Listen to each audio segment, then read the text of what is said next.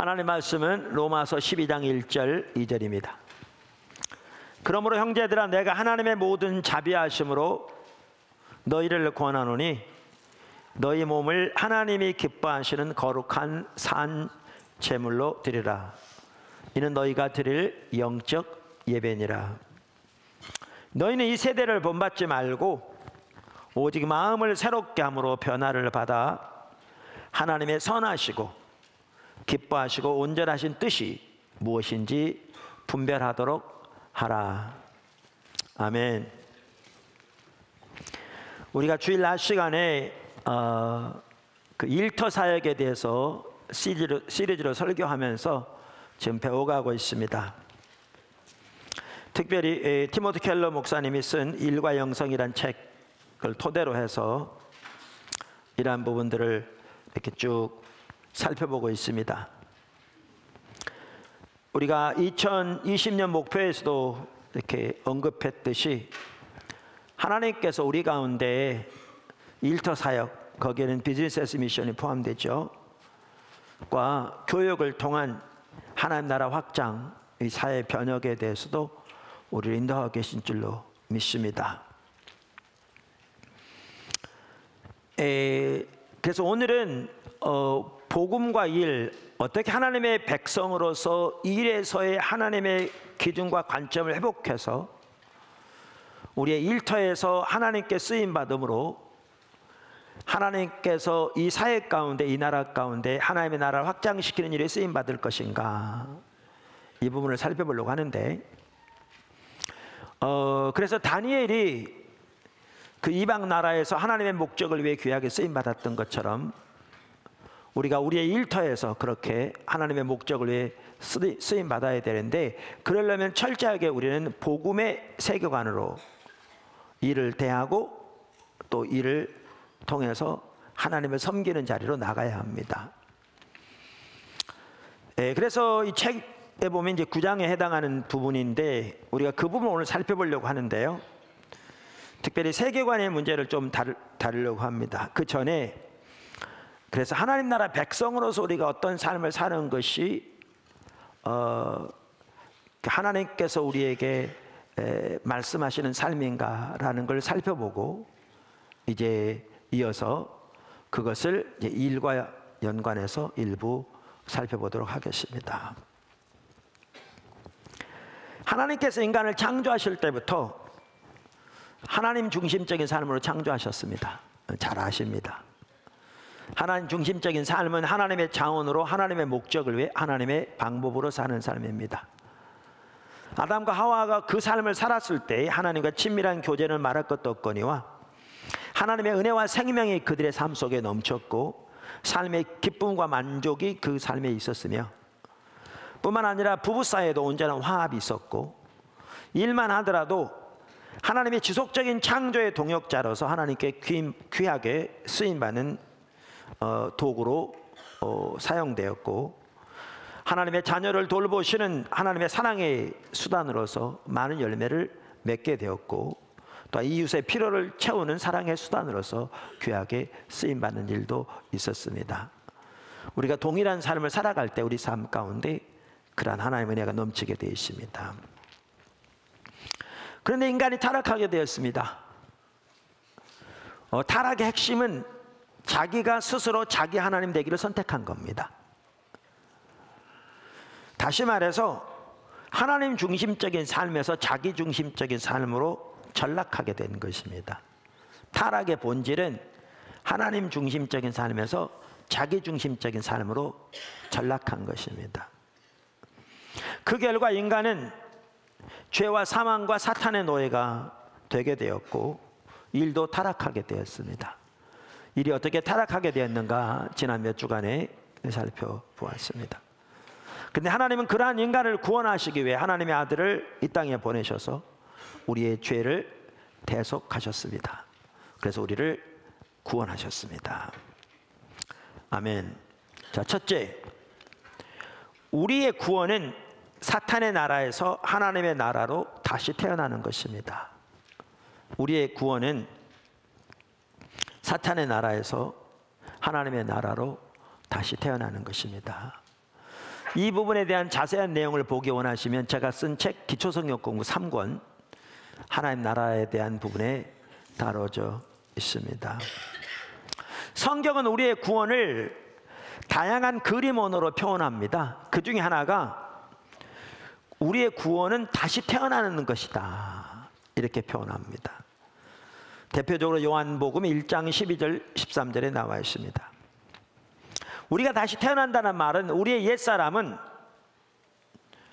예수님의 십자가와 함께 십자가에서 죽고 우리의 영이 예수님의 부활과 함께 새로운 피조물로 새롭게 태어나는 것을 의미합니다. 로마서 6장 3절에서 9절이 잘 말하고 있습니다. 그것을 다른 말로 표현하면 우리의 구원은 우리가 사탄의 나라에서 하나님의 나라로 다시 태어나는 것입니다. 우리가 두 구절을 보면 이 부분을 잘 볼 수 있는데요. 하나는 사도행전 26장 17절 18절이고요. 다른 하나는 골로새서 1장 13절입니다. 자, 두 구절 한번 보시죠. 사도행전 26장 17절 18절 부지런히 찾으십시오. 이 구절은 예수님이 사울에게 나타나셨을 때 나중에 바울된 바울에게 한 말을 바울이 예루살렘에서 예수님을 증거하면서 이제 증언한 내용입니다. 16절에 보면 예수님께서 바울을 예수님의 종과 증인으로 삼으려 한다고 하시면서 17절에 이렇게 말합니다. 이스라엘과 이방인에게서 내가 너를 구원하여 그들에게 보내요. 자, 바울을 구원하여 유대인과 이방인에 보냈잖아요. 뭐 때문에 보냈습니까? 복음을 전하게 보냈잖아요. 그래서 유대인과 이방인으로 하여금 복음을 듣고 구원 얻게 하기 위해서 보냈잖아요. 그런데 여기 보면 18절은 그 구원을 그러니까 이렇게 설명하는 거죠. 보내요, 그 눈을 뜨게 하여. 사실 우리가 구원받으려면 하나님의 성령으로 우리의 마음의 눈이 뜨여져야 합니다. 그래서 우리를 위해 십자가에 돌아가신 하나님의 아들 예수 그리스도를 발견해야 합니다. 우리가 하나님의 피조물에도 불구하고 어떻게 하나님을 떠나 자기 마음대로 죄 가운데 살았던 구원받을 수 없는 철저하게 타락한 죄인인가를 깨달아야 합니다. 그리고 우리를 위해 하나님의 아들을 십자가에 내주신 하나님의 사랑을 깨달아야 합니다. 그때 우리는 우리의 죄를 회개하고 우리 위해 십자가 못 박혀 돌아가신 하나님의 아들 예수 그리스도를 우리 마음속에 삶 속에 구주와 주님으로 모셔드리고 우리의 삶을 그분에게 의탁하는 믿음을 갖게 됩니다. 그리고 그걸 통해 우리가 구원을 받게 됩니다. 그래서 우리의 마음의 눈이 띄어지는 게 핵심입니다. 이건 성령님만이 하십니다. 그래서 그 눈을 뜨게 하여, 그러면서 구원을 이렇게 표현하는 겁니다. 어둠에서 빛으로, 사탄의 권세에서 하나님께로 돌아오게 하고. 여기에 보면 어둠과 사탄의 권세가 이 대칭이고요. 그 다음에 빛과 하나님이 대칭입니다. 그래서 어둠에서 빛으로 사탄의 권세, 여기 권세란 말은 사탄의 통치 혹은 사탄의 나라를 의미합니다. 사탄의 통치, 사탄의 나라에서 하나님께로 돌아오게 하고 죄의 사함과 나를 믿어 거룩하게 된 무리 가운데서 기업을 얻게 하리라 하더이다. 자, 비슷한 내용이 골로새서 1장 13절에 나오는데요. 이렇게 말하고 있습니다. 그가 우리를 흑암의 권세에서 건져내사. 여기 권세란 말 아까도 말한 대로 나라, 통치 다 이렇게 연결되는 겁니다. 흑암의 통치에서 건져내사 그의 사랑의 아들의 나라로 옮기셨으니, 여기도 보면 권세와 나라를 지금 서로 이렇게 대칭되게 사용하고 있잖아요. 그러면서 흑암의 권세에서, 아까 우리 사도행전 26장 18절에 보면 어둠에서 빛으로 사탄의 권세에서, 즉 사탄의 나라에서 그랬는데, 그래서 여기 흑암의 권세는 아까 이렇게 대조해 보면 사탄의 권세인 걸 볼 수 있고요. 그래서 사탄의 권세에서 건져내사 그의 사랑의 아들, 즉 예수님의 나라로, 혹은 아까 사도행전 26장 18절에 보면 하나님께로, 즉 하나님의 나라로 옮기셨으니 이렇게 말하고 있는 걸 볼 수 있습니다. 자, 그래서 우리의 구원은 사탄의 나라에서 하나님의 나라로 다시 태어나는 것입니다. 할렐루야. 사탄의 나라에서 하나님의 나라로 다시 태어나는 것입니다. 옮겨지는 것입니다. 사탄의 나라의 특징들은 어둠과 죄이고 하나님 나라의 특징들은 죄사함, 거룩한 기업 등입니다. 그래서 페트라 주석도 사도행전 26장 17절에 대한 주석에서 이렇게 말합니다. 어둠이 사탄의 권세를 뜻한다면 빛은 하나님의 지배, 통치를 뜻한다. 이것을 골로새 1장 13절에서는 흑암의 권세와 하나님의 사랑하는 아들의 나라로 대비시킨다. 흑암의 세계에서는 죄의 지배를 받으나 하나님의 지배 아래서는 죄의 사함을 받고 그의 자녀로서 기업을 얻게 된다. 한편 본절에서 사용된 신학적 언어는 개종의 특성에 관한, 구원의 특성에 관한 그리스도인의 전통적인 이해를 반영한다. 그래서 우리 구원에 대한 그리스도인의 전통적인 이해 중에 한 핵심이 뭐냐? 사탄의 나라에서 하나님의 나라로 옮겨지는 것이다. 아멘. 자, 그런데 하나님의 은혜가 얼마나 큰지, 특별히 사탄의 나라의 특징은 무엇이고 하나님께서 우리를 하나님의 나라의 어떠한 사람으로 인도하셨는지를 좀 보기 위해 그 부분을 좀 더 일부 살펴볼 필요가 있습니다. 자, 작은 첫 번째, 죄와 사망과 사탄은 밀접하게 결탁되어 있습니다.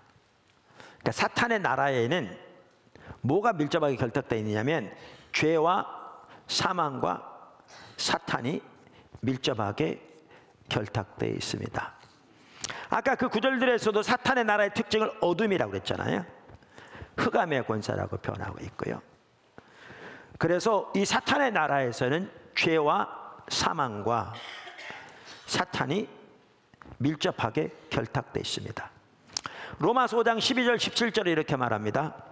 12절 먼저, 그러므로 한 사람으로 말미암아 죄가 세상에 들어오고 죄로 말미암아 사망이 들어왔나니 이와 같이 모든 사람이 죄를 범하였으므로 사망이 모든 사람에게 이르렀느니라.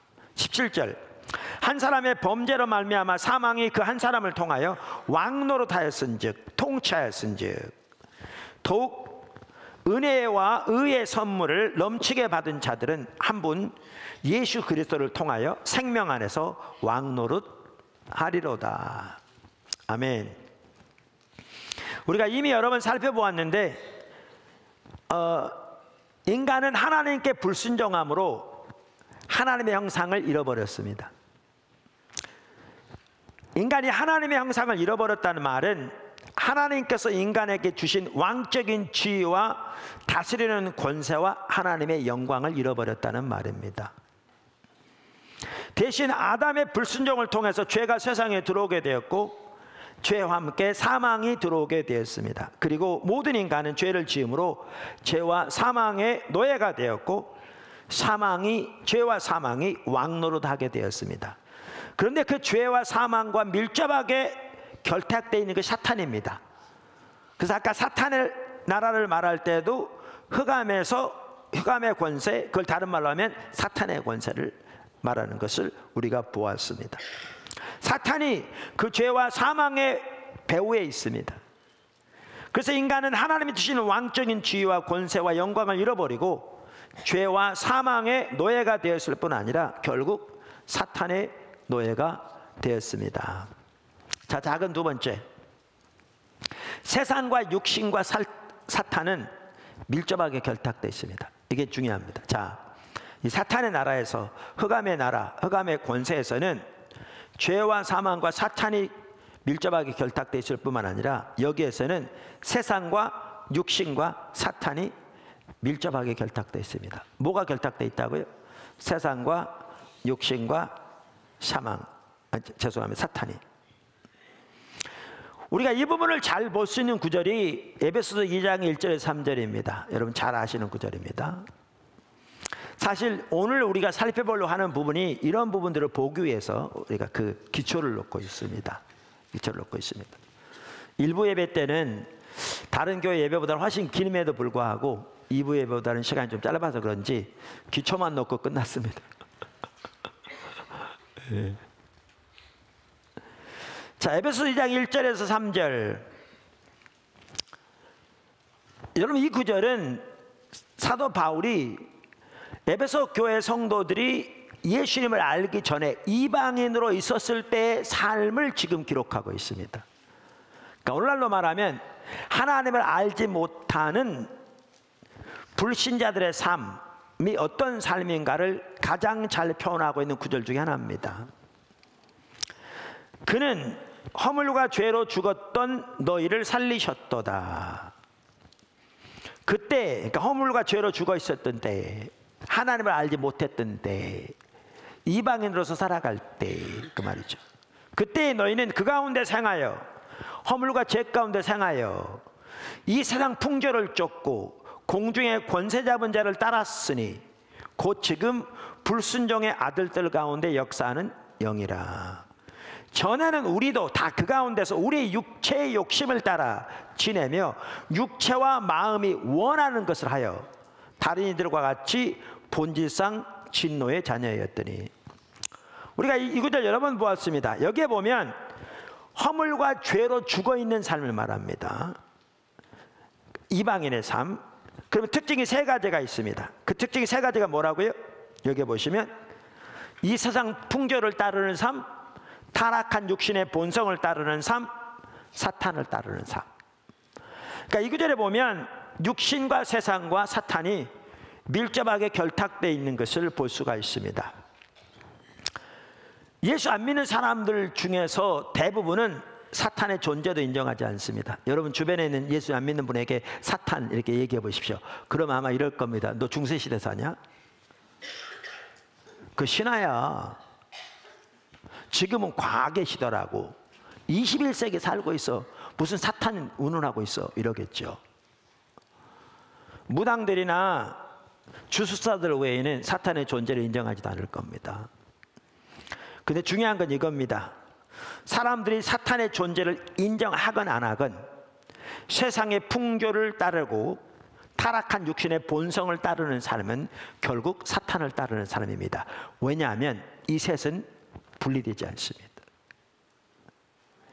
이게 사탄의 나라의 특징입니다. 죄와 사망과 사탄이 결탁되어 있듯이 이 세상 풍조를 따르는 삶과 타락한 육신의 본성을 따르는 삶과 사탄을 따르는 삶이 결탁되어 있습니다. 그래서 사탄의 존재를 인정하건 안 하건 말씀드린 대로 이 세상 풍조를 따르는 타락한 육신의 본성을 따르는 삶은 사탄을 따르는 삶입니다. 그리고 그 삶은 하나님의 진노가 임하는 삶이고 여기 성경이 나오는 대로 본질상 죽어있는 삶입니다. 죽어있는 삶입니다. 문제는 이것이 불신자들의 삶인데 예수 믿는 우리들이 이 삶을 여전히 살고 있다면 그 결과는 심각하겠죠. 심각하겠죠. 이와 같이 사탄의 나라의 특징이 이런데 하나님은 우리를 사탄의 나라에서, 즉 사탄의 통치에서 우리를 건져내셔서 하나님이 왕 되시는 하나님 나라로 옮기셨습니다. 얼마나 놀라운 사랑이고 특권인지 알지 못합니다. 할렐루야.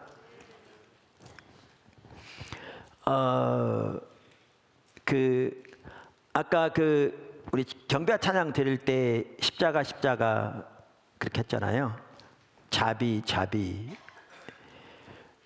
그러면서 거기에 보면 우리말에 그렇게 나와 있는데 그 후렴 쪽에 보면 나로 하여금 하나님의 자비의 그 원더,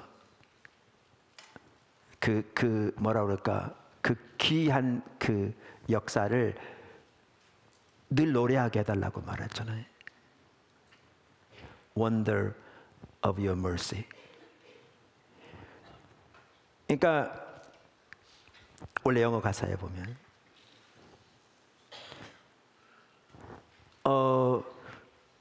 그래서 하나님께서 이 놀라운 승리를 우리에게 베푸신 것을, 그리고 그 귀한 은혜를, 그 원더를 우리가 늘 기억하는 것은 너무나 중요한 일입니다. 자, 작은 세 번째, 구원은 이 사탄의 나라에서 죽어 사망 신고하고 하나님의 백성으로 새롭게 태어난 것을 의미합니다. 구원은 사탄의 나라에서 죽어 사망 신고하고 하나님의 나라의 백성으로 새롭게 태어난 것을 의미합니다.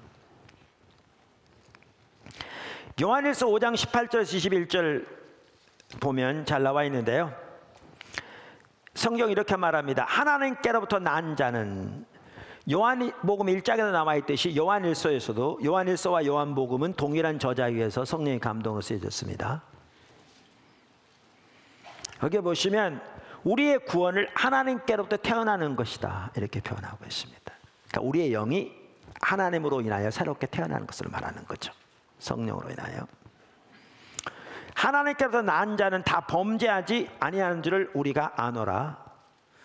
하나님께로부터 나신 자가 그를 지키심에 악한 자가 그를 만지지도 못하느니라. 얼마나 놀라운 말씀입니까?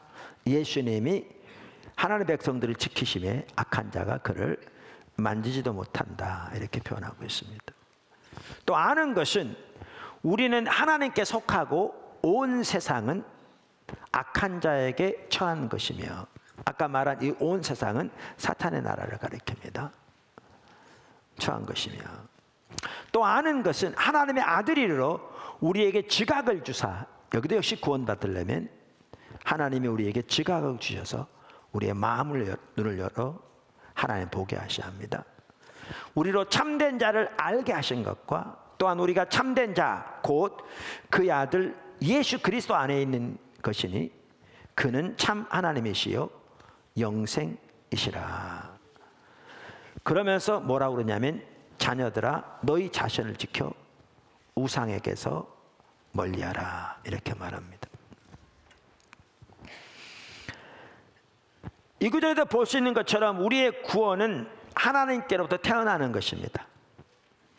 그리고 온 세상은 악한 자고 사탄에게 속해 있는 반면 구원받은 하나님의 백성은 이제 하나님께 속해 있다고 말합니다.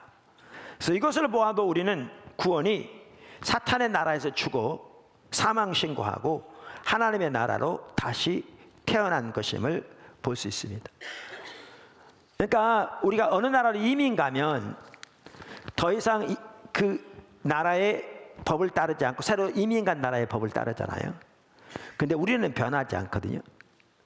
그런데 우리의 구원은 단순한 이민이 아니라 사탄의 나라에서 죽어서 사망 신고하고 하나님의 나라로 새롭게 태어나는 것이 성경이 말하는 우리의 구원입니다. 그리고 그 하나님 나라의 백성을 하나님이 지키실 것이고, 그래서 악한 자가 그를 만지지도 못하게 하시겠다, 이렇게 말하고 있습니다. 얼마나 놀라운 은혜입니까? 그러면서 이 하나님 나라의 백성들은, 하나님 나라로 옮겨진 사람들은 죄를 범하지 않는다, 이렇게 말합니다. 이것은 우리가 과거에 살펴보았듯이 참다운 구원을 받은 성도는 한 번도 죄를 짓지 않는다는 말이 아닙니다. 왜냐하면 동일한 요한복음 요한일서 1장에 보면 죄 없다면 거짓말하는 자라, 이렇게 말하고 있고, 너희가 만일 너희 죄를 자백하면 저는 미쁘시고 의로우사 너희 죄를 사하시면 모든 불의에서 깨끗게 하실 것이라고 말하고 있기 때문에 그게 아닌 걸 볼 수 있습니다. 그러면 이 말은 무슨 말입니까? 범죄하지 않는다는 단어가 헬라어로 현재형이라고요. 헬라어에서 현재형은 지속적인 행동을 의미합니다. 그래서 이 말은 구원받은 하나님의 백성은 지속적으로 죄의 삶의 패턴을 따라 살지 않는다, 그 말입니다. 다른 말로 하면 구원받은 하나님의 백성들은 구원받기 전에 속해 있던 사탄의 나라의 삶의 패턴과 방식과 가치를 따라 지속적으로 살지 않는다, 그 말입니다. 아멘. 우리는 그 나라에서 죽어 빛의 하나님의 나라로 옮겼기 때문에 거기엔 죄사함과 믿음으로 받는 유업이 있는 하나님 우리 아버지가 되시는 이 나라이기 때문에 구원받은 하나님의 백성들의 특징은 구원받기 전에 속해 있던 사탄의 나라의 삶의 패턴과 방식과 가치를 따라 지속적으로 살지 않는다는 것입니다. 우리가 때로 넘어졌을지 몰라도 곧바로 회개하고 돌이키는 것이요, 지속적으로 그 삶의 패턴과 방식과 가치를 따라 살지 않는다. 그것이 하나님 나라 백성의 삶의 특징이다. 이렇게 말하고 있습니다. 아멘.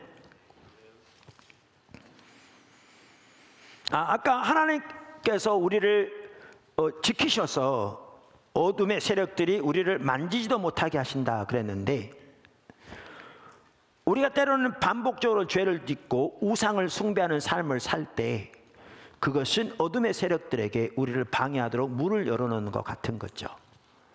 우리가 회개하고 돌이키고 그 어둠의 세력들에서 문을 닫을 때 하나님의 이러한 보호가 저와 여러분에게 함께 하실 줄로 믿습니다.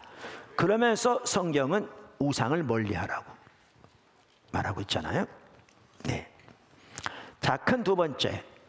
첫 번째가 뭐였냐면 우리의 구원은 사탄의 나라에서 하나님의 나라로 다시 태어나는 것이다. 살펴봤고, 두 번째. 그러므로 우리는 하나님 나라 백성으로서의 삶을 살아야 합니다. 아멘. 그게 삶이 특권입니다. 이 삶이 축복입니다. 많은 사람들이 잘못 이해하는데 하나님 나라의 백성으로 삶을 살아가는 것이 정말 축복이고 특권입니다. 아담과 하와가 타락하기 전에 하나님 중심적인 삶을 살고 있을 때 거기에 모든 하나님의 은혜, 하나님의 생명, 하나님과 친밀한 교제, 부부 사이에도 온전한 화합, 일에 있어서도 하나님의 의도하신 진정한 가치, 진정한 열매가 차고 넘쳤습니다. 그런데 인간이 타락하여 자기중심적인 삶으로 전락하게 되었을 때 그 놀라운 하나님의 은혜들이 다 거치게 되고 죄와 사망과 사탄의 지배와 지배를 받는 노예가 되었죠. 이제 하나님께서 예수님의 십자가 부활을 통해 우리의 죄의 값을 치르시고 우리를 용서하시고 구원하셔서 하나님 나라의 백성으로 삼으셨습니다. 그래서 이제 하나님 나라의 백성으로서 이제 하나님 중심적인 삶을 살아갈 때 이것이 진정으로 복된 삶이고, 이것이 진정으로 하나님의 은혜와 생명이 넘치는 삶이고, 이것이 진정으로 하나님의 뜻과 목적이 우리들의 삶을 통해서 우리들의 삶 안에서 성취되는 복된 삶입니다. 그 삶을 저와 여러분이 다 살아가게 되기를 주님의 이름으로 축원합니다. 그래서 우리가 구원을 받은 것은 단순히 지옥 가지 않을 면죄부를 획득한 것이 아닙니다. 우리의 구원은 사탄의 나라에서 하나님의 나라로 옮겨진 것입니다. 다시 말해서 죄와 사망과 세상과 타락한 육신과 사탄이 밀접하게 결탁되어 있는, 그리고 역사하는 그 흑암의 나라에서 하나님의 나라, 즉 빛의 나라로 옮겨진 것입니다. 그러므로 구원받은 우리는 이제 하나님 나라의 백성으로서 삶을 살아야 합니다. 우리가 하나님을 알지도 못하던 때처럼 똑같이 살면서 그저 몇 가지 종교적인 의식들을 한다고 해서 그것이 성경이 말하는 신앙생활이 전혀 아닙니다. 우리의 신앙생활은 빛과 어둠이 다른 것처럼 사탄의 나라와는 근본적으로 다른 가치와 이해와 목표와 목적을 가진 하나님 나라의 백성으로서의 삶을 살아야 합니다. 그리고 그것이 최선의 삶이요, 그것이 가장 복된 삶이며 거기에 진정한 하나님의 은혜와 생명이 넘치게 될 것입니다. 아멘. 기억하십시오. 타락의 본질은 하나님 중심적인 삶에서 자기 중심적인 삶으로 전락하는 겁니다. 구원의 핵심은 자기 중심적인 삶에서 하나님 중심적인 삶으로 전환하는 것입니다. 자, 그래서 작은 첫 번째, 우리는 하나님의 목적을 위해 살아야 합니다. 할렐루야. 하나님의 목적을 위해 살아야 합니다. 하나님의 목적을 위해 살아야 합니다. 마태복음 6장 31절, 그러므로 염려하여 이르기를 무엇을 먹을까 무엇을 마실까 무엇을 입을까 하지 말라. 이는 다 이방인들이 구하는 것이라. 너희 하늘 아버지께서 이 모든 것이 너희에게 있어야 할 줄을 아시느니라. 그런즉 너희는 먼저 그의 나라와 그의 의를 구하라. 그리하면 이 모든 것을 너희에게 더하시리라. 할렐루야. 특별히 우리가 마태복음 6장 33절을 잘 압니다. 예수님의 귀한 말씀이죠. 그런데 우리는 오늘날 이 구절을 잘못 이해하는 분들이 많은 것 같더라고요. 특별히 많은 소위 예수님을 믿는 분들도 많은 사람들이 여기에 33절에 초점을 어디에 두느냐 하면 그리하면 이 모든 것을 너희에게 더하시리라, 여기에 두는 것 같아요. 거기에 관심을 가지고 있는 거죠. 그래서 그들은 하나님 나라와 의를 구하는 것을 하나님을 위해 사는 몇 가지 봉사나 소위 교회의 일로 생각하고 그것을 우선적으로 하면 하나님께서 이 모든 것을 자기에게 복 주실 것이라고 생각하는 거죠. 그러니까 좀 간단하게 예를 들면 어떤 그 가게를 하는 집사님이 목사님이 구역장님하고 또 몇 분들이 함께 어디를 신방을 가는데 같이 가자고 그러니까 내가 먼저 이 일에 힘쓰면, 그래서 직원에게 가게를 맡겨놓고 신방을 같이 가면 이게 하나님 나라와 의를 구하는 것이기 때문에, 그러니까 이제 하나님이 여기에 복을 주셔서 그날 매출이 배가 되게 하실 거라, 이런 식으로 이해하는 경우가 적지 않은 것 같더라고요. 그런데 이 구절은 전혀 그런 구절이 아닙니다. 마태복음 6장에 보면 전체를 보면 알 수 있듯이 거기에 보면 하나님을 알지 못하는 이방인들의 삶과 하나님의 백성들의 삶을, 특별히 그 목표에 있어서 서로 대조하고 있습니다. 이방인들은 먹는 것, 마시는 것, 입을 것 등 이 세상의 것들을 추구하는 삶을 삽니다. 여러분, 이 구절이 2000년 전에 쓰였다는 걸 기억하셔야 합니다.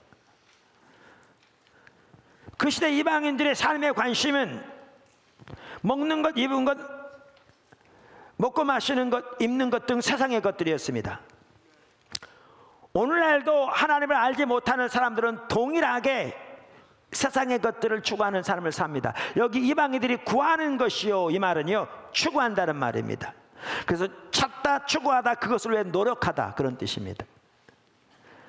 그래서 이방인들은 보다 많은 돈, 보다 좋은 차, 오늘날로 말하면 보다 큰 집, 보다 높은 지위, 보다 안락한 삶, 보다 편한 노후, 보다 높은 권력, 보다 많은 육체적인 쾌락을 즐기는 것 등 세상의 것들을 추구하는 것이 그들의 삶의 목표요, 목적입니다. 그것이 그들의 관심이요, 거기에 그들의 시간과 열정을 쫓습니다. 예수님은 그 말씀입니다. 이게 사탄의 나라에 속한 사람들이 사는 삶의 목표입니다. 이것을 추구하면서 합니다. 근데 예수님이 하신 말씀이 이 말이죠. 너희는 거기에 속해 있지 않다. 너는 하나님 나라의 백성이야. 그러므로 너희는 하나님의 나라와 의를 추구하는 삶을 살아야 돼, 그 말입니다. 하나님 나라와 의를 추구하는 것이 삶의 목표가 되어지고 거기에 너희의 시간을 들이고 열정을 쏟고 그것이 너희들의 관심이 되어야 하며 거기에 그것이 너희가 살아가는 삶의 목적이 되어야 한다, 그 말입니다. 그 말입니다. 그래서 우리는 하나님 나라 목적을 위해 살아야 합니다. 이렇게 살아갈 때 너희의 필요는 하나님이 채우실 거야, 저 이 말씀입니다. 오늘 본 말씀. 사실 우리가 구원받았다는 것은요, 그렇게 하나님의 나라와 영광을 위해 하나님의 목적을 위해 살기로 이미 결단한 겁니다. 결단한 겁니다. 저도 어렸을 때 교회 다녔는데 명목적인 크리스천이었던 것 같습니다. 제가 초등학교를 졸업하고 중학교 때부터 서울에서 친척집에 있었는데 그 당시 신앙생활한 게 전혀 기억이 안 납니다. 그만큼 명목적인 크리스천이었던 것 같습니다. 그러다가 제가 폐결핵을 심하게 앓게 되었고, 그래서 학교를 휴학하고 시골에 가서 요양하게 되었는데, 그 기간 동안에 어머님과 동생 한 명과 함께 기도원에 가게 되었는데, 집회가 없는 시간에 산 중턱에 올라가서 바위에 앉았는데 제 인생을 돌아보니까 제가 어린 나이에도 불구하고 하나님 앞에 많은 죄를 지었던 게 보이더라고요. 그 지각을 주셨다고 그랬는데 깨닫게 하셔서 나의 마음을 열어주셔서 내가 하나님의 피조물에 불구하고 하나님을 등지고 자기 마음대로 수많은 죄 가운데 살아온 내 모습을 보이신 거고, 나를 위해 십자가에 돌아가신 하나님의 아들의 그 사랑과 은혜를 깨닫게 하신 것이죠. 그래서 제가 하나님 앞에 죄를 회개하고 용서를 구하고 저를 위해 십자가 돌아가신 하나님의 아들 예수 그리스도를 제 마음의 구주와 주님으로 모실 뿐만 아니라 제 인생을 오직 하나님의 영광을 살겠다고 하나님께 온전히 의탁했거든요. 우리가 예수를 믿는다는 것은 자기를 위해 살아온 삶을 버리고 이제 하나님의 영광을 위해 살기로 그분께 우리의 삶을 드리는 것이 포함됩니다.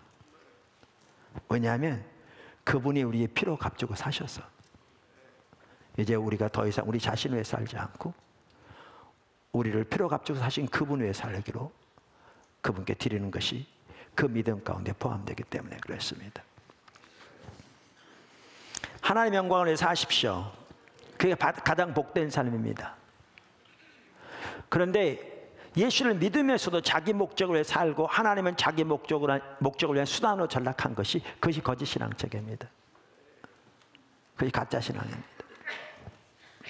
자, 작은 두 번째, 하나님 나라의 가치와 방식을 따라 살아야 합니다. 이 부분은 이제 오늘 사실 살펴보려고 하는 중요한 부분이기도 합니다. 하나님 나라의 가치와 방식을 따라 살아야 합니다. 그러니까 우리가 어느 나라에서 다른 나라로 이민을 가면 더 이상 예전 나라의 법의 저촉을 받지 않고 새로 이민 간 나라의 법의 저촉을 받잖아요. 근데 우리는 그저 이민 간 정도가 아니라 사탄의 나라에서 죽어 하나님의 나라로 다시 태어났다고 그랬잖아요. 그러면 우리는 그렇게 구원받은 하나님의 백성이기 때문에 사탄의 나라의 삶의 가치와 방식을 버리고 이제 우리는 하나님 나라의 삶의 가치와 방식을 따라 살아야 합니다. 이게 하나님의 백성들이 살아야 할 삶입니다. 할렐루야. 이것을 잘 보여주는 구절 중에 하나가 야고보서 4장 4절과 5절, 그리고 요한일서 2장 15절 17절입니다. 다 같은 것에 대해 말하는 구절입니다. 먼저 야고보서 4장 4절과 5절을 한번 보십시오. 세상 사랑에 대해서 말하는 구절입니다. 둘 다. 간음한 여인들아. 우선 여기에 간음한 여인들이란 말은 자기 남편을 놔두고 다른 남자와 불륜 관계를 갖는 여자를 의미하지 않습니다. 여기에 간음한 여인들은 세상을 사랑하는 성도들을 가리킵니다.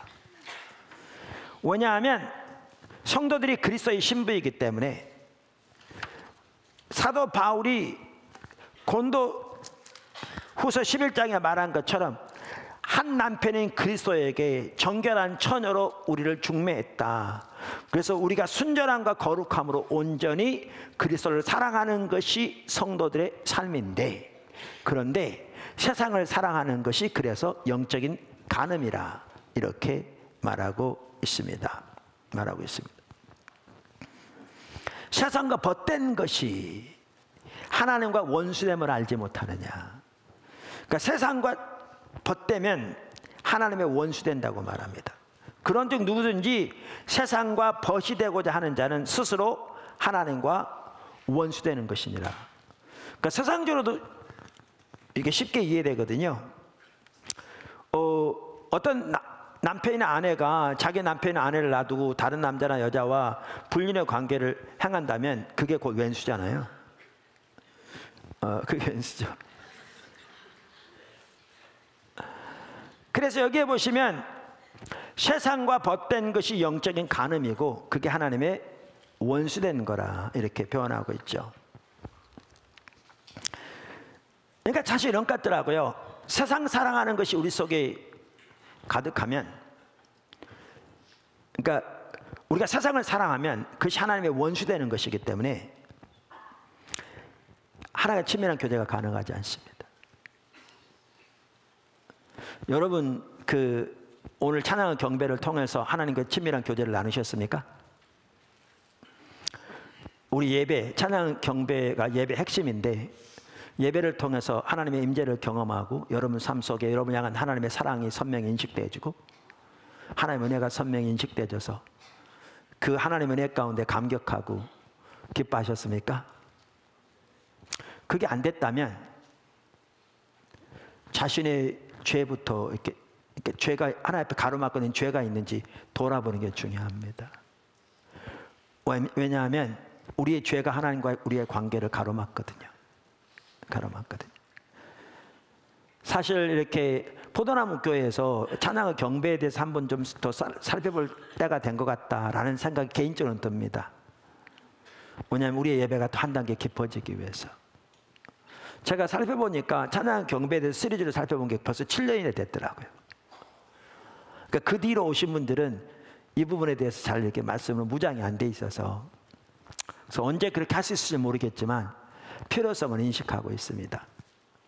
그런데 여러분이 찬양과 경배를 통해서 하나님과 그렇게 깊은 만남이 되어지지 않았다면 여러 가지를 보아야 되는데 그 중에 하나는 자신의 죄부터 살펴보아야 합니다. 그래서 회개하고 돌이켜야 합니다. 왜냐하면 죄가 있으면 하나님의 사랑이 선명히 인식되지 않고 하나님의 임재가 이렇게 우리 가운데 함께하는 것이 인식되지 않고 그렇거든요. 그래서 여기 보시면 우리가 버려야 할 죄 중에 하나가 핵심이 뭐냐면 세상을 사랑하는 것입니다. 하나님의 원수되는 것이거든요. 그러니까 세상적으로도 어떤 아내가 남자들이 죄를 더 많이 지는데요. 그런데 이 경우에는 우리가 그래서 신부니까 여자를 비유해 둔다면 어떤 아내가 다른 남자를 사랑하고 그와 불륜의 관계를 지속하면서 남편에게 미안하니까 선물을 사주기도 하고 남편이 좋아하는 식탁을 아름답게 꾸며준다고 해서 또 생일이 되면 결혼 기념일이 되면 맛있는 음식으로 남편을 잘 챙긴다고 해서 남편이 그 사실을 뻔히 알고 있는데 그걸 기쁘게 받겠냐고요. 그리고 아내와의 진정한 친밀한 교제가 되어지겠냐고요. 안 되죠. 마찬가지로 우리가 세상을 사랑하면서 하나님께 몇 가지 종교적인 의식한다고 해서 그래서 성수질하고 헌금을 좀 드리고 찬양을 하고 기도를 한다는 등 몇 가지 종교적인 의식을 한다고 해서 하나님과 친밀한 교제가 되겠느냐고요. 하나님과 원수된 가운데 있는데 그 죄부터 회개하는 게 우선인 거죠. 이와 같이 세상을 사랑하는 것은 하나님의 원수가 되는 것입니다. 원수가 되는 것입니다. 그런데 문제는 그겁니다. 여기서 세상을 사랑한다는 게 무슨 말이냐는 거죠. 세상을 사랑한다는 게 맛있는 커피를 즐기는 것이 세상을 사랑하는 것인가? 가족들과 함께 단풍 구경을 가거나 친구들과 함께 좋은 영화를 보러 가는 것이 세상을 사랑하는 것인가? 아니죠. 페트라 주석은 요한 1서 이 9절에 나오는 세상에 대해서 이렇게 표현합니다.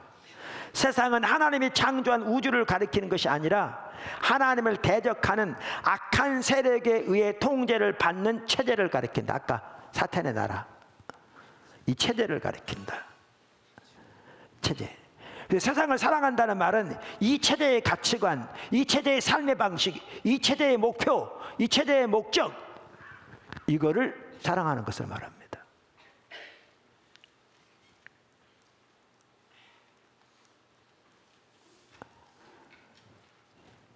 무슨 말 이해하시겠죠? 이러한 세상은 본질상 하나님을 알지도 못할 뿐만 아니라 하나님을 거부하고 대적한다. 자, 그래서 우리가 아까 야고보서 4장을 읽었습니다만 요한일서에 보면 이렇게 말하거든요. 같은 걸 말하면서 2장 15절 이 세상이나 세상에 있는 것들을 사랑하지 말라. 누구든지 세상을 사랑하면 아버지의 사랑이 그 속에 있지 아니하니. 같은 내용이죠. 그러면서 이 세상에 있는 모든 것은 육신의 정욕과 안목의 정욕과 이생의 자랑이니 다 아버지께로 온 것이 아니요 세상으로부터 온 것이라. 아까 지금 설명드린 게 그겁니다. 그러면서 이 세상도 그 정욕도 지나가되 오직 하나님의 뜻을 행하는 자는 영원히 거하느니라. 여러분 기억하실 게 있습니다. 이 세상 나라는 끝이 납니다. 이 사탄의 나라는 끝이 납니다. 하나님의 나라는 영원합니다. 그거를 기억하셔야 합니다. 그래서 여기 말한 대로 세상은 그럼 뭐냐? 그 특징을 여기 주된 특징을 육신의 정욕, 안목의 정욕, 이생의 자랑을 따르는 삶이라고 했는데 여기는 말하는 육신의 정욕이 뭐냐? 세상에 있는 것들에서 자부심을 갖는 걸 말합니다. 제가 언젠가도 말씀드렸잖아요. 제가 한번 우리 아파트에 그 엘리베이터를 탔더니 두 아줌마가 있으면서 제가 탁 탔더니 큰 소리로 같이 말하기 시작하더라고요. 지난 주말에 골프 너 얼마 했냐? 이런 거. 그게 이생의 자랑입니다. 이 세상에서 자부심을 갖는 것. 그래서 그걸로 우월감을 갖고 다른 사람을 평가하고 그렇지 못한 다른 사람을 멸시하는, 세상에 있는 것들에 자부심을 갖는. 왜냐하면 그게 왜 하나님의 원수된 것인가? 그게 이 세상 사탄의 나라에 속해 있는 가치관이기 때문에 그렇습니다.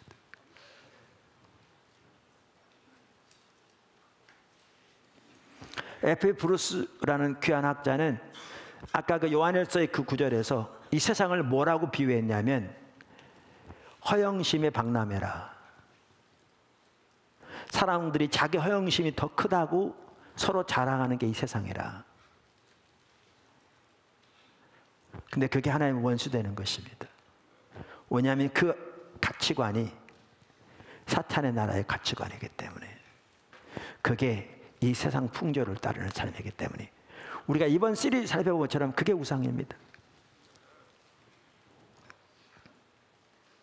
왜냐하면 우리에게 진정한 자부심을 줄 수 있는 유일한 한 가지는 천지를 창조하신 만군의 여호와 하나님이니까요. 그리고 그 하나님 앞에 가는 길은 오직 믿음으로 하나님의 은혜만 의지해 설 수 있으니까요. 육신에 대한 자부심이 철저하게 배설물로 여겨지고, 그게 하나님 나라의 가치관이니까요. 이 가치관으로 선 자는 그 우상에게 속하지 않겠죠. 우상에 속하지 않겠죠.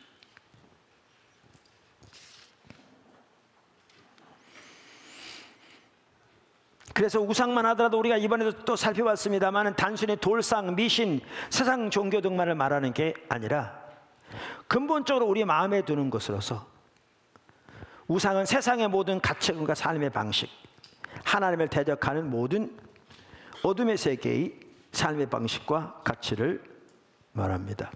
그것이 우상입니다. 그래서 이 세대를 본받지 말라고 오늘 본문 말씀에 말씀하셨는데, 페트라 주석은 이 세대에 대해서 이렇게 얘기합니다. 이 세대는 그리스도의 통치 아래에 있는 하나님 나라의 적대 세력을 의미할 뿐 아니라 이 세대의 삶의 방식과 가치 기준 등 시대 정신도 포함한다. 이게 지금, 그래서 우리가 하나님 나라 백성으로서 어떻게 살아야 되는가? 어떻게 살아야 되는가? 하나님 나라의 가치와 삶의 방식을 따라 살아야 합니다. 아멘. 자, 작은 세 번째, 세계관의 문제입니다. 하나님 나라의 가치와 삶의 방식을 따라 살아야 되는데, 여기에 중요한 것이 뭐냐면 세계관입니다. 그러니까 하나님 나라 세계관을 따라 살아야 합니다. 이 부분이 매우 중요합니다. 사실 제가 이 책을 가지고 우리 같이 배워가면서 이렇게 설교도 하고 이렇게 하고 있는데, 이런 부분을 이렇게 여러분들이 책을 보고 더 배우면 좋겠어요. 어떤 분은 좀 어려울 수도 있는데, 왜냐하면 제가 여기서 이런 부분을 더 자세하게 설명하기는 좀 어렵고요. 왜냐하면 이 시간에 뭐 철학을 강의하고 이런 사항은 아니기 때문에. 근데 꼭 배워가셨으면 좋겠어요. 간단히 설명하면 이렇습니다. 간단히 설명하면 그렇습니다.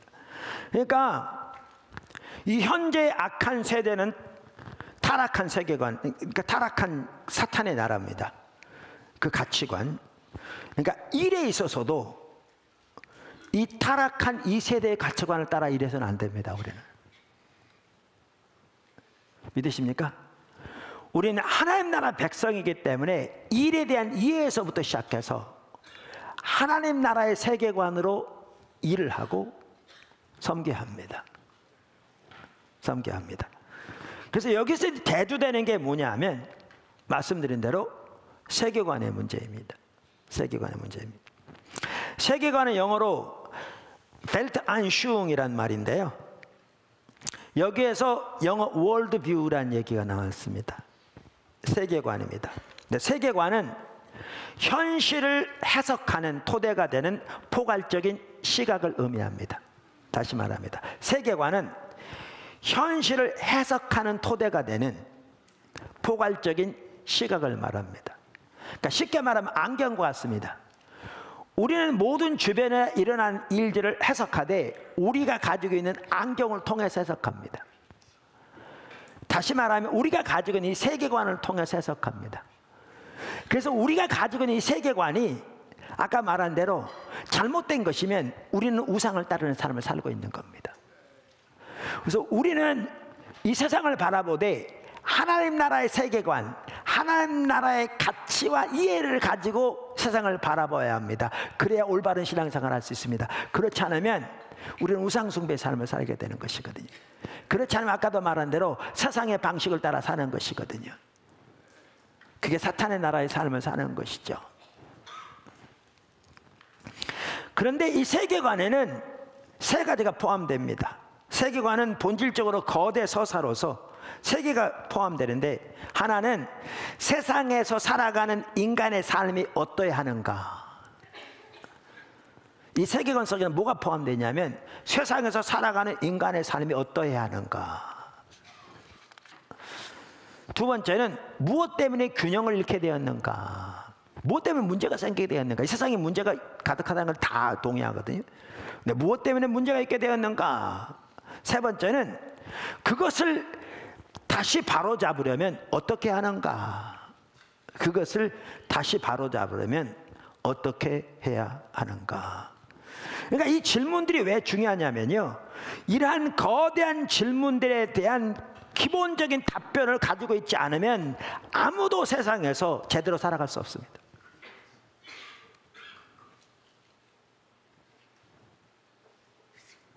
이 거대한 질문들에 대한 올바른 답변을 가지고 있지 않으면, 그러니까 기본적인 답변을 가지고 있으면, 자기 나름대로 답변을 가지고 있지 않으면 아무도 세상에서 제대로 살아갈 수 없다고요. 그래서 여기에 대답하려면 이 세상을 설명하는 스토리, 그걸 내러티브라고 하는데, 다시 말하면 모든 사물에 대한 세계관을 가져야 합니다. 한편은 사람들마다 다 가지고 있습니다. 예를 들면 이런 거죠. 자, 보세요. 아까 제가 세계관을 뭐라고 표현했죠? 세계관은 현실을 해석하는 토대가 되는 포괄적인 시각이다. 그러니까 안경과 같다. 그러면서 세 가지가 포함된다고 그랬잖아요. 세 가지가 세상에서 살아가는 인간의 삶이 어떠해야 하는가, 무엇 때문에 균형을 잃어버리게 되었는가, 그것을 다시 바로잡으려면 어떻게 하는가. 자, 그런데 한편으로는 모든 사람들이 이 세계관을 가지고 있습니다. 자, 예를 들면 이런 겁니다. 어떤 사람은 환경을 지키는 것 같은 대의를 실현하려는 거대한 뜻을 가지고 있습니다. 이거 세계관입니다. 세계관입니다. 이 세계관이 왜 중요하냐면요, 철학자 알래스타의 맥켄타이어는 그 덕을 쫓아 After Virtue라는 책에서 말했는데, 인간 행동이란 몸으로 구현해내는 내러티브다. 다시 말하면 세계관을 몸으로 구현해내는 거라는 거죠. 행동이라는 게. 저마다 삶의 의미를 주는 정신세계 이야기를, 세계관을 살아내는 게 행동이라는 거죠. 자, 그러면 아까 말한 대로 환경을 지키는 것 같은 대의를 실현하는 그러한 이해를 가지고 있는 사람은 어떤 행동을 하겠어요? 또 어떤 사람은 이러한 세계관을 가질 수 있습니다. 불리한 사회적 신분과 기대를 딛고 일어서서 성공하려는 갈망과 씨름하는 세계관, 이야기. 어떤 사람은 남들의 편견에 저항해서 자신만의 성적, 문화적, 정치적 정체성을 구축해가는 이야기, 내러티브. 이게 행동으로 나타나는 거죠. 그래서 한편으로는 사람마다 세계관이 있습니다. 그런데 이게 행동으로 나오죠. 이게 행동을 지배합니다. 근데 이 세계관이 하나님 나라의 가치와 기준을 따르지 않을 때 이게 우상인 거죠.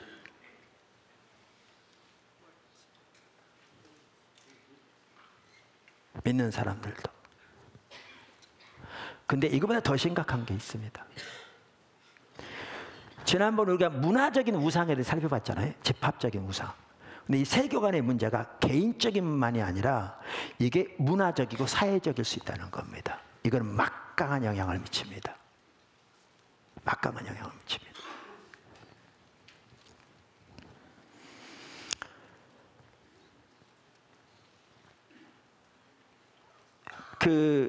이 책에 보면 레슬리 스티븐슨의 이야기를 이렇게 인용합니다.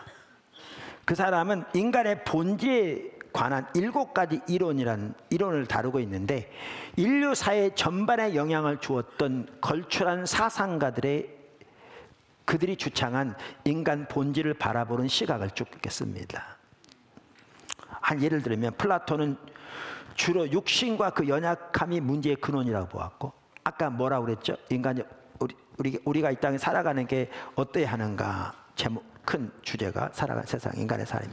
근데 문제가 무엇인가, 그 다음에 그걸 바로잡으면 어떻게 해야 되는가, 이게 세계관 속에 포함되는 거라고요.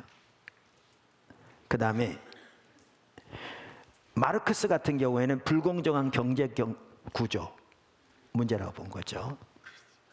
사르트르 같은 경우에 객관적인 가치는 존재하지 않으므로 어디에도 구속감을 받을 이유가 없다는 사실을 깨닫지 못하는 게 문제다. 그럼 이대로 말하면 뭐예요? 그걸 깨닫는 게 해결책이라는 건데 지 마음대로 사는 게 해결책이라고 그 얘기입니다. 인류 사회에 영향을 미쳤던 사람들입니다. 근데 보세요. 제가 세계관을 말하는데 피터 드러커의 책을 보면요, 현대 사회에 가장 큰 영향을 미친 사람을 본인도 그렇게 말할 뿐만 아니라 일반적으로 사람들이 말하는 세 사람을 듭니다. 현대 사회에 가장 큰 영향을 미친 세 사람. 그 세 사람이 누군지 아십니까? 피터 드러커가 말하는, 피터 드러커만 아니라 주변의 사람들이 말한다고 하는 걸 말하는 그 세 사람이 누구냐면요, 다윈, 마르크스, 프로이드입니다. 다윈, 진화론, 마르크스 공산주의, 유물론, 그 다음에 프로이드입니다. 무슨 얘기냐? 저기 들어보십시오. 마르크스는 경제적인 생산수단을 백성들과 나누지 않으려는 탐욕스러운 자본가들로부터 모든 문제가 시작된다고 봤고요. 그래서 해결책을 어디에 두었냐면 전체주의적인 국가를 해법으로 제시했습니다. 여기서 나온 게 공산주의입니다. 어마어마한 해를 가져왔습니다, 인류에.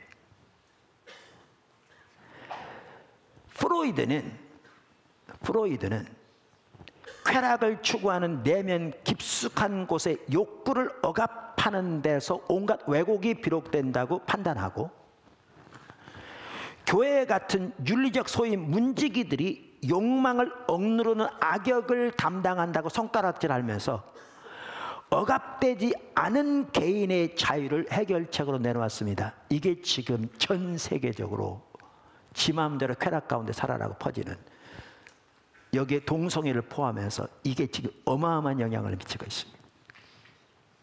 우리 사회 전체, 세계 전체. 뿐만 아니라 여러분 잘 아시는 대로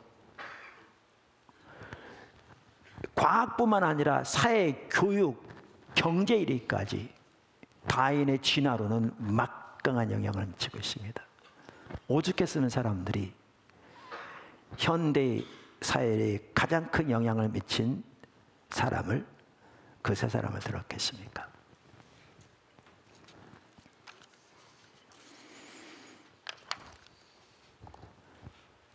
근데 이들은 나름대로 다 세계관을 가지고 있는 겁니다. 그 이야기 세계관을 퍼뜨리는 거죠. 근데 개인만의 세계관이 가지고 있는 게 아니라 이제 이것이 사회적인, 집합적인 세계관이 될 수 있는데, 뭐죠? 팀 켈러 목사는 이렇게 얘기합니다. 현실을 바라보는 이러한 시각들은 대단히 강력한 힘을 가지고 있어서 이 세계관이 탐구하고 일하는 분야를 포함해 사회 전반에 영향을 미칩니다. 당연히 그렇습니다.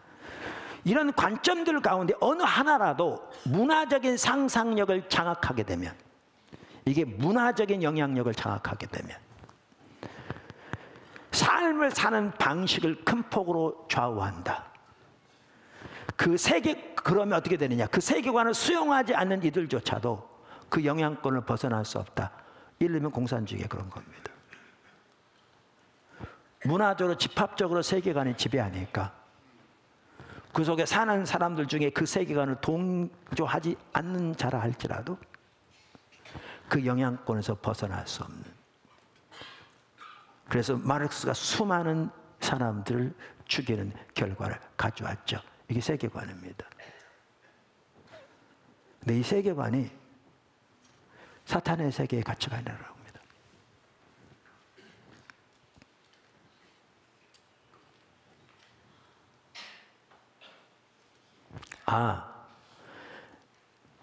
제가 왜 이런 부분을 나누냐 하면 이게 그렇게 간단하게 쉽게 볼 수 있는 내용들이 아니에요. 그래서 제가 여러분에게 좀 연구를 하라고 그럽니다. 앞으로 이제 포도나무교회 더 이 부분을 연구를 했으면 좋겠어요. 뭔 얘기냐면 이런 겁니다. 뭔 얘기냐면 우리가 지난번에 그 광고 회사에서 일한 그 남녀 두 임원들의 얘기를 했었죠. 스포츠카를 광고하는 대행회사의 임원 한 명은 스포츠카에다 섹스 어필을 얹혀서 광고하라는. 여러분 그게 거기만 얘기인 줄 아십니까? 지금 우리나라의 TV에 나오는 차 선전 많이 보셨습니까? 차 성능하고는 아무런 상관도 없는. 똑같거든요. 또 거기에 있었던 여성 같은 경우에는 화장품 회사 광고 대행 회사인데 그 화장품을 바르면 남자들이 쫓아와서 좋은 결혼하게 될 거다. 그래서 그거를 거부하다가 그래도 남성 임원의 경우에는 광고를 그 가치관 안 받아들였지만 잘 함으로써 살아남긴 했는데 그 여성의 경우에는 직장에서 쫓겨나게 되었다. 이게 뭐가 문제인 줄 아십니까? 그 배우 이겁니다. 아까 섹스 어필을 하고 등등 그 배우에 있는 가치관이 뭐냐면 자기 과시와 성적인 쾌락, 물질적인 풍요가 삶의 의미를 가져다 준다는 가치관입니다. 근데 그게 우상숭배인 거죠. 그 가치관을 따르는 겁니다. 이게 이 세상 풍조를 쫓는 삶입니다. 그게 사탄의 나라의 가치관을 따르는 삶. 이게 하나님의 원수된 가치관인 거죠. 그런데 거기에다 뭐가 가치관이냐? 적자 생존을 생활 방식을 여기는 가치관입니다. 여기까지도 당연히 영향을 미치고 있는 겁니다.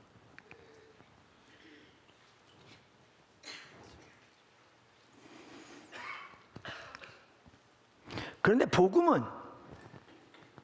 하나님과 이웃을 사랑하는 데 삶의 의미가 있으며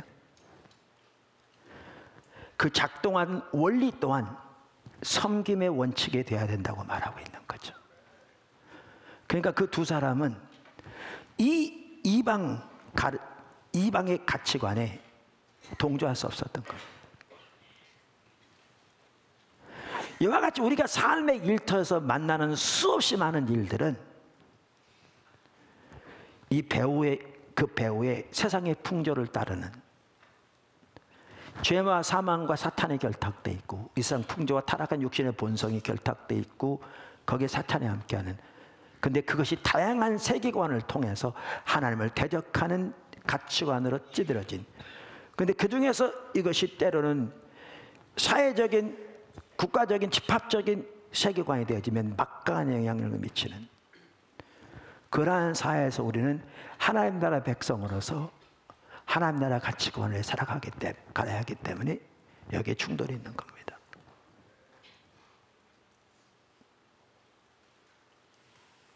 충돌이 있는 겁니다. 그래서 우리는 하나님의 목적을 위해 살아야 할 뿐만 아니라 하나님의 가치와 삶의 방식, 따라 살아가야 되는데, 그러니까 우리는 하나님 나라의 세계관으로 우리가 살아가야 합니다. 여기에 하나님의 지혜도 필요하고, 그 철저하게 십자가의 복음에 서서 신앙의 본질을 추구할 때, 하나님 알기를 추구할 때 영적인 분별이 열려서 더 보이기도 하지만, 이러한 부분들은 매우 미묘한 부분도 많기 때문에 무장돼야 되는 겁니다. 무장돼야 되는 겁니다.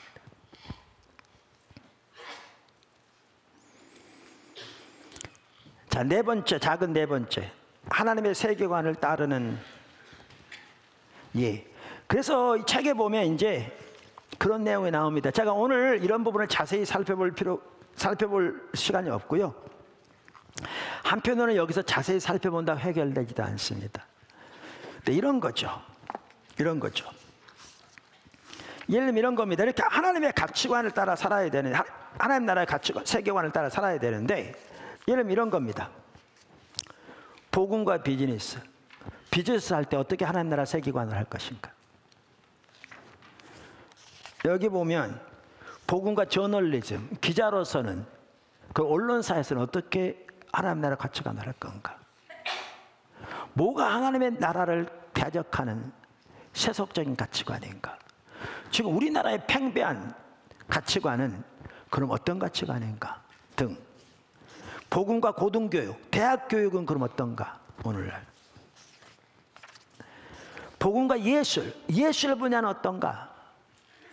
그럼 예술은 다 타락한 것이기 때문에 믿는 사람들은 예술에서 다 떠나야 되는가? 아니죠. 복음과 의료, 여기는 나오지 않았지만 복음과 정치도 마찬가지일 겁니다. 왜냐면 국회의원 선거가 얼마 남지 않았는데, 자기는 예수 믿는다고 교회에 와서 표를 얻을 때는 그저 교회 직분이 있다고 말할지 몰라도, 그럼 예수만 믿는다고 정치가 하나님 나라의 가치관 하는 건 아니거든요. 국회에서 신우의 기도에만 나온다고 하나님의 가치를 따라 일하는 건 아닌 거죠. 그러면 우리가 정치인으로서, 국회의원이라면 어떻게 하나님 나라의 가치를 따라 할 것인가? 이거는 정말 많이 기도하고 정말 많이 배워야 될 부분인 거죠. 그래서 저는 포도나무 교회에서 이런 부분들이 앞으로 더 연구되어 있으면 좋겠다는 거죠. 지금 하나님 우리를 그런 방면에 인도하고 계신다고 믿습니다. 그런 비즈니스 하는 사람들은 비즈니스 하는 사람끼리 모여서라도, 그러면 하나님 나라 세계관을 따라서 비즈니스를 운영한다는 것은 뭘 의미하는가? 구체적으로 뭘 의미하는가? 그럼 교사로서는, 하나님 나라의 백성으로서 교사로서 일을 감당한다면 이 시대에 어떻게 교육해야 되는가? 그들에게 예수님을 전하는 건 당연히 해야 되겠지만, 그것만이 하나님 나라의 가치관을 따라 사는 사람은 전혀 아닐 거거든요. 또 신회로 모여서 기도해야 하는 것도 중요하겠지만, 그것만이 하나님 나라 가치관을 따라 사는 사람은 아닐 거거든요. 하나님께서 하나님 백성들을 우리에게 세우실 때, 각 분야에 두실 때 그것만 하라고 두신 건 아니거든요. 그리고 그렇게 다니엘이 했더라면 우리가 성경에 보는 것처럼 다니엘을 통해 하나님 뜻이 이루어지지 않았을 것이거든요. 이게 일터사에게 중요한 부분인데, 그럼 어떻게 그 일들을 감당하게 될 것인가? 철저하게 하나님 나라 가치관을 따라 행해야 되는 거죠. 한 예를 들면 이렇습니다. 여기에 보면, 그래서 복음과 비즈니스에 대해서 이렇게 나오는데, 사실 복음적인 세계관은 실제로 현장에서 어떻게 일할 것인가 하는 이슈에도 적용되는 거죠. 여러 가지 면에서 아까 말씀드린 대로 전략적인 측면에서뿐만 아니라 전술적인 측면에서도, 모든 면에서, 그리고 모든 분야에서 다. 자, 그러면 이런 부분인 거죠. 일반적으로 지금 사회에서 어떤 이해를 가지고 있는가? 돈을 버는 게 인생의 으뜸가는 목표고, 기업은 본질적으로 권력을 쌓고 행사하는 걸 추구하게 마련이며, 법의 테두리 안에서 이윤의 극대화가 목적인 그러한 가치와 이해가 주를 이루고 있죠. 심지어 어떨 때는 법의 테두리를 벗어나서까지.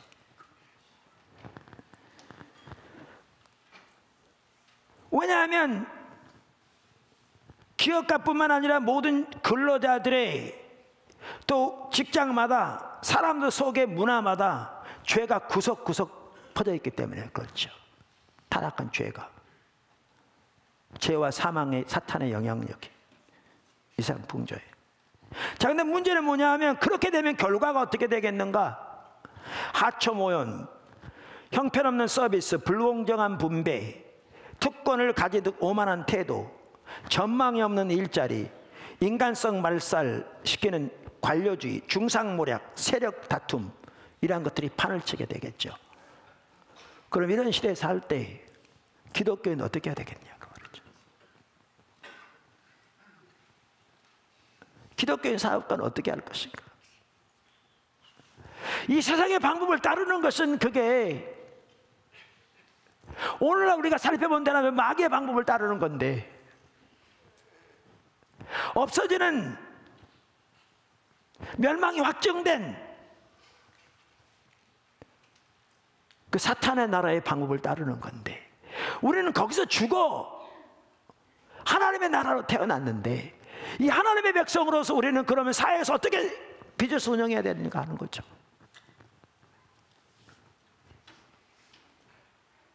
이게 단순히 오랜 아침마다 모여서 직원들 예배만 드린다고 될 것인가 라는 거죠.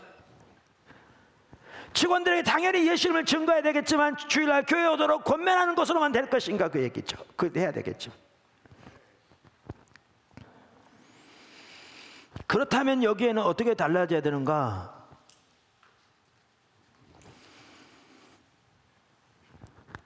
복음의 가치들을 중심으로 하는 기업에는 확연히 구별되는 비전이 있다. 그러면서 독특한 방식으로 고객들을 섬기고 적대적인 관계와 착취가 없으며 생산물의 탁월함과 품질을 대단히 강조하고 설령 수익이 줄어들지라도 조직의 현장에서 일상적인 기업 활동에 이르기까지 전 영역에 골고루 미치는 윤리적인 환경이 갖추어져 있기 마련이다.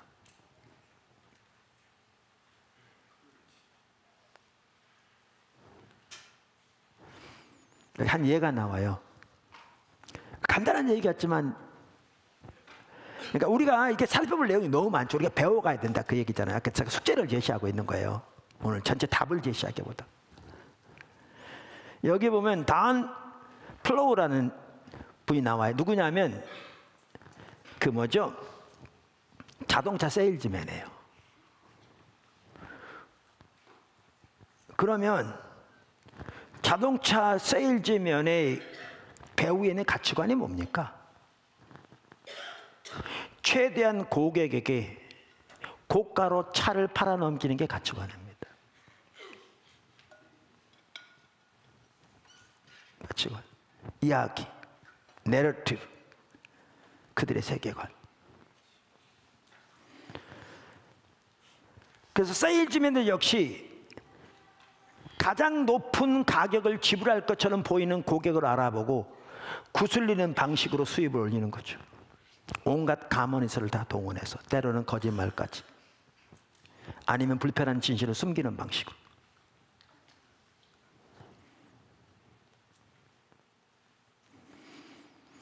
그런데 이 더는 예수 믿는 사람이에요.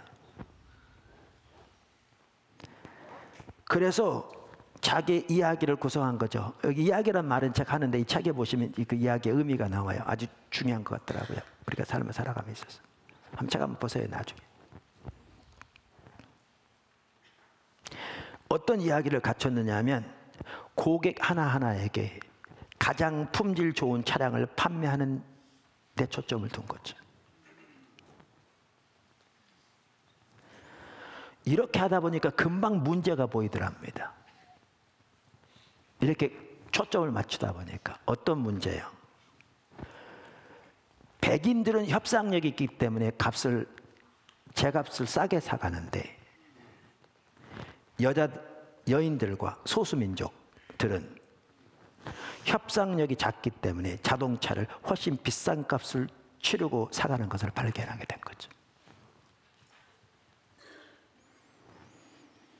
그래서 던 플로우는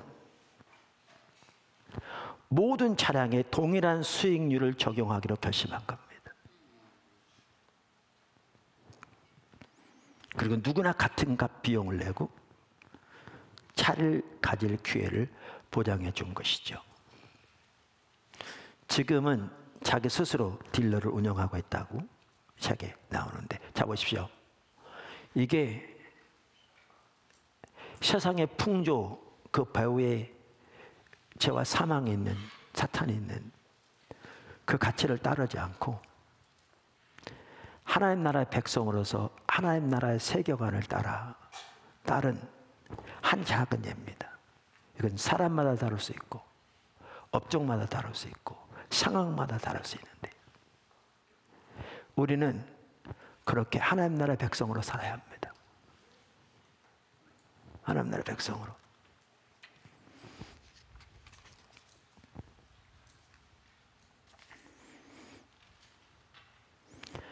비즈니스의 우상들이 될 만한 것이 많죠.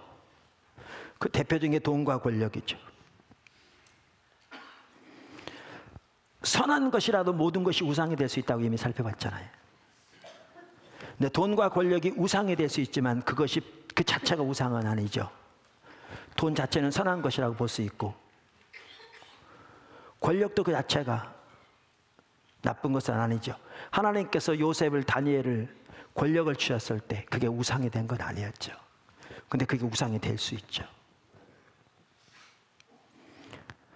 그래서 하나님께서 높이실 때 올바른 하나님 나라 백성으로 가치관을 가지고 있으면 오히려 그걸 통해 자기 자신을 섬기는, 다른 것은 수단이 되어지는 우상을 섬기는 삶이 아니고, 새로운 상품을 만들어서 고객들을 섬기고 투자가들에게 돈을 잘 활용해서 적절한 수입을 거둘 기회를 주며 직장인들에게 수고의 대가를 누리게 하는 일을 감당하시죠.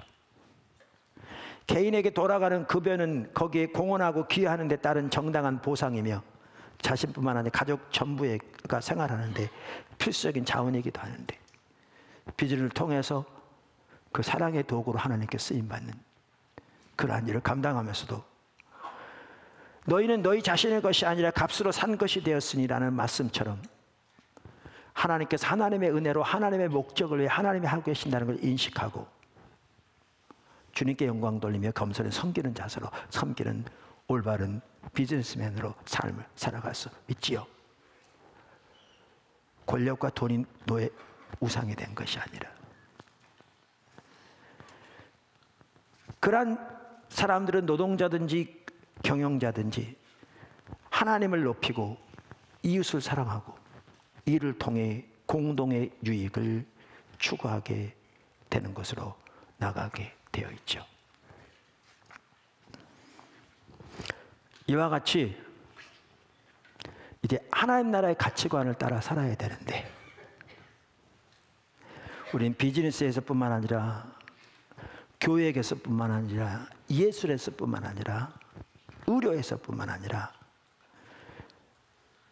또 언론에서뿐만 아니라 모든 면에서 하나님 나라의 가치관을 따라 하나님의 백성으로 살아가는 우리의 삶의 모습을 배우고 하나님의 능력만 의지하고 실현하는 가운데 하나님께서 여러분 한 사람 한 사람을 통해서 여러분이 있는 자리에서 하나님의 뜻이 이루어지게 하고 하나님의 통치가 임하고 하나님의 생명이 나눠지게 하는 그 자리로 하나님께서 우리를 세워가고 계신다는 사실을 기억하게 되길 주님을 축원합니다. 지금 포도나무 교회 가운데 하나님 그 일하고 계십니다. 모든 성도의 삶을 살아야 합니다. 더 배우고 자라나야 합니다.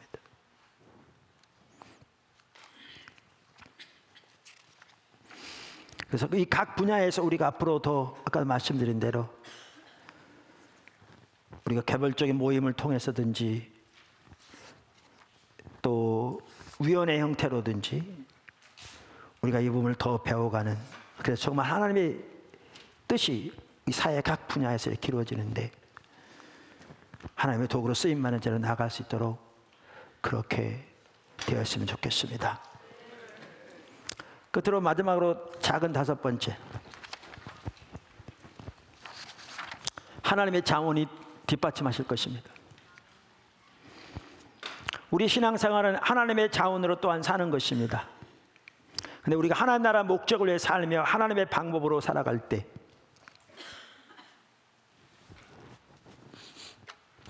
거기에 하나님의 자원이 뒷받침하실 것입니다.